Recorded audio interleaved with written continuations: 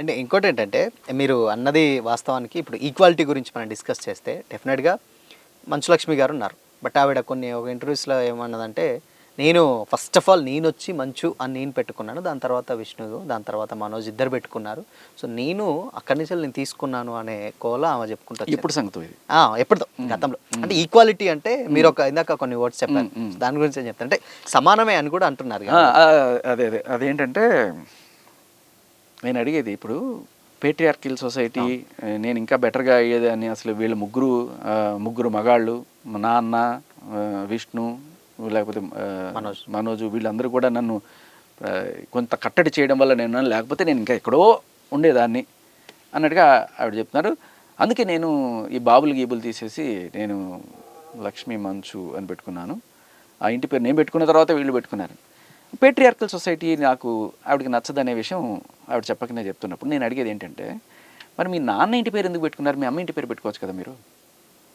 Okay. అక్కడ మీరు ఇండైరెక్ట్గా పేట్రియార్కల్ సొసైటీని మీరే బలపరుస్తున్నట్టు కదా. డబుల్ స్టాండర్డ్స్ ఇక్కడ మీ ఏంటంటే జనరల్గా నాన్న పేరులో ఒక హోదా ఉంటుంది. ఆయన అంటే అందరికీ తెలుసు. అందరం, నువ్వైనా నేనైనా ఎవరన్నా సరే ఇప్పటిదాకా ఉన్న స్టేజెస్లో మేము నాన్న ఇంటి పేరే మనం పెట్టుకోవడానికి ఎందుకు అలవాటు పడతాం అంటే దాంతో గుర్తింపు వస్తుంది మనకి. ఓ పలానా వాళ్ళ అబ్బాయి. జనరల్గా ఏంటి, అమ్మ వాళ్ళందరూ కూడా హౌస్ వైఫ్స్గా వాళ్ళు ఉంటున్నప్పుడు మనం ఒక అడ్వాంటేజ్ తీసుకుంటాం. ఆ పేరు వల్ల మనకు ఒక ఇది వస్తుంది అనమాట. ఓకే, రామనాయుడు గారు అబ్బాయి, లేకపోతే అక్కినేని అనగానే ఓహో వాళ్ళ వంశము. అదే అమ్మ పేరు కూడా పెట్టుకుండొచ్చు, తప్పేం లేదు. కానీ పెట్టుకుంటే ఏమవుతుందంటే ఆ గుర్తింపు వీళ్ళకి రాదు, సరిగ్గా రాదు. సో ఆ గుర్తింపు కావాలి అన్నప్పుడు మీరు ఆ గుర్తింపు కోసమేమో మీకు పేట్రియార్కిల్ కావాలి. ఓకే, మాటల కోసం స్టాండర్డ్స్ కోసమే పేట్రియార్కిల్ అనేది నచ్చదు కదా. మీరు మీ అమ్మ పేరు పెట్టుకోను, లేకపోతే అమ్మ ఇంటి పేరు పెట్టుకోను. మళ్ళీ అమ్మ ఇంటి పేరు పెట్టుకున్నా కూడా ప్రాబ్లం తెలుసా? ఎందుకంటే వాళ్ళ అమ్మ ఇంటి పేరు కూడా వాళ్ళ నాన్న ఇంటి పేరు వస్తుంది. మీ అమ్మ అమ్మ అమ్మ అమ్మ అమ్మ వాళ్ళ ఇంటి పేర్లు పెట్టుకోవాలి. అలా కనుక్కుంటారండి. ఇవన్నీ కూడా ఒక రకమైన నాకు కొంతమందికి అలా ఉంటుంది. ఏం చేస్తాం, ఏం చెప్పలేము. ప్రతిదానికి అబ్బాయిలని ఆడిపోసుకోవడం, ప్రతిదానికి అబ్బాయిలను తిట్టడము, ఈ వ్యవస్థను తిట్టడము, ఈ సంఘాన్ని తిట్టడము, ఇవన్నీ కూడా దీనికి సరే. వాళ్ళు అలా తిడుతున్నప్పుడు సరే మాటకి మాట చెప్తే సరిపోద్ది, కానీ దానికి జనాలు రెచ్చిపోయి బూతులు మాట్లాడడము, వాళ్ళని ఇది మాట్లాడడం వల్ల చట్టాలు ఇంకొంచెం స్ట్రాంగ్ చేయాల్సి వస్తుంది. ఎంత చేసినా ఆవిడ ఒక మహిళ కదా, పాపం వాడిని రక్షించుకోవాల్సిన బాధ్యత మన చట్టానికి ఇది ఉంటుంది. అందుకని చట్టాలు తీసుకొస్తారు. వీటిని అడ్డం పెట్టుకుని ఇంకా చెలరేకపోవడం అనేది తప్పు. వీళ్ళకి బాధ్యతలు గుర్తు చేయాలి. బట్ ఏదున్నా కానీ కాకపోతే వాస్తవానికి యాజ్ ఎ అంటే రాజ్యాంగబద్ధంగా ఇది అలా మాట్లాడడం కరెక్ట్ కాదు అని కొంతమంది అంటున్నారు. బట్ దీన్ని అంటే ఆయన ఇన్ కేస్ అలా చెప్పడం తప్పంటారా? ఎవరు? లేకపోతే లేదు శివాజీ గారు అలా మాట్లాడడంలో అంటే చెప్పే విధానం తప్పుంది అనుకోవచ్చా, లేదంటే అసలు మీరేమో లేదా ఆయన మాట్లాడింది కరెక్టే అనే పద్ధతిలో ఉంటారు, బట్ ఏ వేలో చూడొచ్చు అంటారు దీన్ని? ఆయన మాట్లాడింది తప్పు, దానికి ఆయన క్షమాపణ చెప్పడం ఒప్పు. ఓకే, ఆయన తప్పున ఇదేమీ నేను తీసుకెళ్ళి ఊరేసేయాల్సినంత దారుణమైన తప్పు అయితే ఏం కాదు దాంట్లో. అలాగే నేను తీసుకెళ్ళి జైలు పెట్టేంత తప్పు కూడా కాదు. ఇది ఒక సారీతో పోయేది. ఇంకో నేను అడుగుతున్నాను, మీకు ఒక మాట చెప్తాను. మంచులక్ష్మి గారు కావచ్చు, అనసూయ గారు కావచ్చు, ఆర్ఎల్సీ వాళ్ళు కామెంట్ పెట్టిన బిందుమాధవ్ గారు కావచ్చు, అండ్ చిన్మయ్య గారితో నాకు పెద్ద ఇప్పుడు రేపలేదు. వీళ్ళందరితో నేను పనిచేస్తున్నాను. కో యాంకరింగ్ చేస్తాను. మంచులక్ష్మి గారు నేను కలిసి స్టేజ్ మీద యాంకరింగ్ చేస్తున్నాను. ఓకే. అలాగే బిందుమాధవ్ గారు నేను కలిసి ఎప్పుడో నాకు చాలా ఏళ్ల క్రితం ఏదో ఒక దీనికోసం సినిమా దీనికోసం ఆవిడ కలిసిన రోజు నాకు గుర్తు. అలా కలిసి పనిచేసాం, యాంకరింగ్ అనుకుంటా నేను. అలాగే అనసూయ గారు అసలు ఇండస్ట్రీకి రాకముందు ఫస్ట్లో మీకు దగ్గర అది కూడా విచిత్రం ఏంటంటే అది కూడా మోహన్ బాబు గారి ఒక ఫంక్షన్లో మేమిద్దరం కలిసి యాంకరింగ్ చేసాం. అయితే ఎప్పుడైతే నేను ఏ రోజు కూడా ఆవిడని ఇలా ఆవిడ జబర్దస్త్లో ఆవిడ ఏం చేసుకున్నా నేను కామెంట్ చేయలేదు. ఎంతోమందికి చూడండి కొంచెం వల్గర్గా ఉంది, డ్రెస్సులు వల్గర్గా ఉండొచ్చు, మాటలు వల్గర్గా ఉన్నాయని రకరకాల కామెంట్లు పెడుతున్నప్పుడు నేను ఏ రోజు నేను పట్టించుకోలేదు, ఏం చేయలేదు.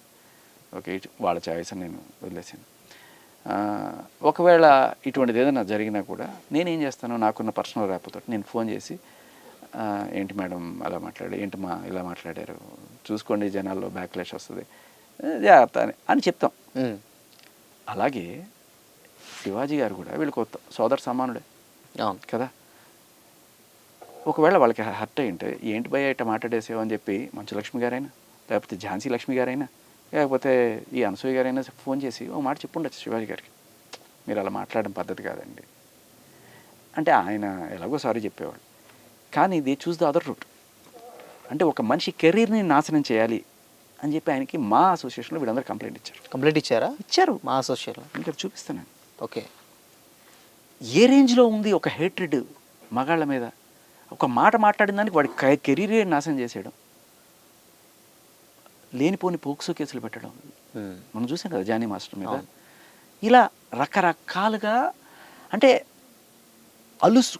మీకు చెప్తున్నాను మగవాడు అంటే వీళ్ళకి ఎంత అలుసు అంటే ఇదే మాట శివాజీ గారు అన్న మాట యాజ్ ఇట్ ఈస్గా ఎవరన్నా ఒక పెద్ద ఆవిడ స్టేజ్ మీద ఉండి, ఒక అమ్మమ్మ వయసు ఉన్నవాడు లేకపోతే ఒక పెద్ద ఆవిడ ఎవరైనా సరే, అంతెందుకు ఈ సోకాళ్ళ మహిళల్లో ఎవరైనా సరే వచ్చి మీ సామాన్లు కనిపించేట్టు అలా చేయకండి అని అన్నా కూడా ఆవిడ మీద కేసు అవ్వదు, ఆవిడ ఎవరు రియాక్షన్ కూడా ఉండదు. ఓకే, ఇదే మాట ఒక మగాడు చెప్తే రే మగాడా నీకెంత ధైర్యం రా అంటే ఒక అలుసు. మగాడుని చూస్తే మీరు నిజం చెప్తున్నాగా దమ్ము ఉంటే మీరు రియాక్షన్ పెట్టండి. ఇది ఎవరన్నా సరే ఒక లేడీ మాట్లాడుంటే దీని మీద ఖచ్చితంగా పెద్ద స్పందన ఉండేవి కాదు. ఏంటమ్మా ఆడవాళ్ళ ఇండాలో మాట్లాడతారు అనేవాళ్ళు తప్ప శివాజీ గారు అంటే మగాడు నోరెత్తకూడదు. వాళ్ళ ఇళ్లలో పరిస్థితి నాకు తెలియదు కానీ నోరు లెగుస్తోంది నీకు అని చెప్పే ఇదనమాట. అంటే వాళ్ళకి సంబంధించి ఏం మాట్లాడరు. వీళ్ళు కావాలంటే మాట్లాడచ్చు, మగాళ్ళకి అలా టీచ్ చేయండి, మగాళ్ళని ఇలా పెంచండి, మగాడికి అలా చూడొద్దని చెప్పండి, మగాడికి డీసెన్సీ నేర్పించండి అని చెప్పి వీళ్ళు మగాళ్ళకి గంటలు లెక్చర్లు ఇస్తారు. అదే ఈయనేమి గన్ను పెట్టి మీరు వేసుకోకపోతే చంపేస్తా, మీరు చీర కట్టుకోకపోతే చంపేస్తా అని ఆయన కూడా రిక్వెస్టింగ్గానే మాట్లాడాడు.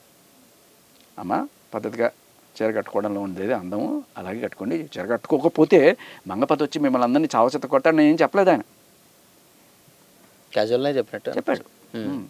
అక్కడ సామాను అనే వర్డ్ వాడినా కూడా ఆయన ఆ టోన్ అంతా రిక్వెస్టింగ్గానే ఉంది. సామాను కనబడే దాంట్లో ఏం లేదమ్మా అనేది అన్నాడు ఆయన. సో పోనీ ఈవిడి దృష్టిలో సోకు పళ్ళు కనబడే దాంట్లో ఏం లేదమ్మా అని ఉండాలా? లేకపోతే రాశిగారి ఫలాలు అని చెప్పిన అనసూయ గారి భాషలో ఫలాలు కనపడే దాంట్లో ఏం లేదమ్మా అంటే బాగుంటుందా?